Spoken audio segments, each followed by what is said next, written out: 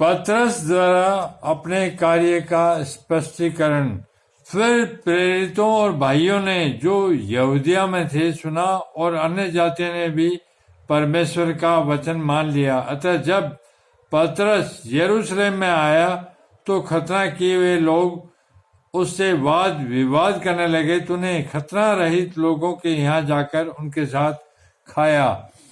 तब पतरस ने उन्हें आरंभ से कर्मानुसार कह सुनाया, मैं याफा नगर में प्रार्थना कर रहा था और बेसुध होकर एक दर्शन देखा कि एक पात्र बड़ी चादर के समान चारों कोनों से लटकाया हुआ आकाश से उतरकर मेरे पास आया। जब मैंने उस पर ध्यान किया तो उसमें पृथ्वी के चौपाए और वन पशु और रेंगने वाले जंतु और आकाश के पक्षी देखे और वह शब्द भी सुना, हे पतरस उठ, मार और खा। मैंने कहा, नहीं प्रभु, नहीं, क्योंकि कोई अपवित्र या अशुद्ध वस्तु मेरे मुंह में कभी नहीं गई।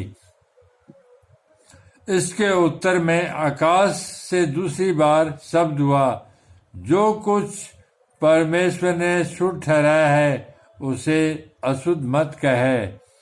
3 बार ऐसा ही हुआ।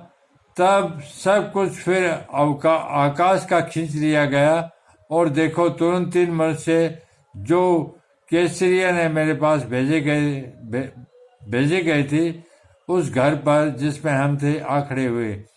तब आत्मा ने मुझसे उनके साथ निसंकोच हो लेने को कहा और ये 6 भाई भी मेरे साथ हो लिए और हम उस मनुष्य के घर गए।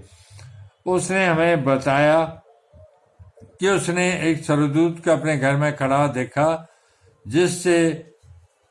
जिसने उससे कहा, याफा में मनुष्य भेजकर शमौन को जो पतरस कहलाता है बुलवा ले।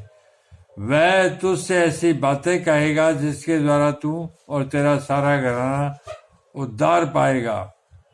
तब मैं बातें करने लगा तो पवित्र आत्मा उन पर उसी रीति से उतरा जिस रीति से आरंभ में हम पर उतरा था।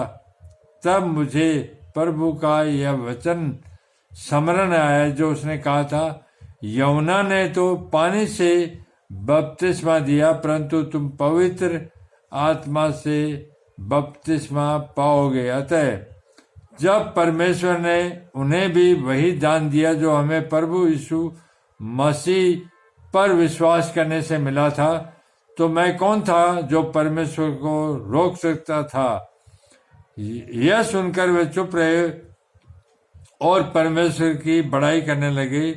तब तो परमेश्वर ने अन्य जातियों को भी जीवन के लिए मन फिराव का दान दिया है।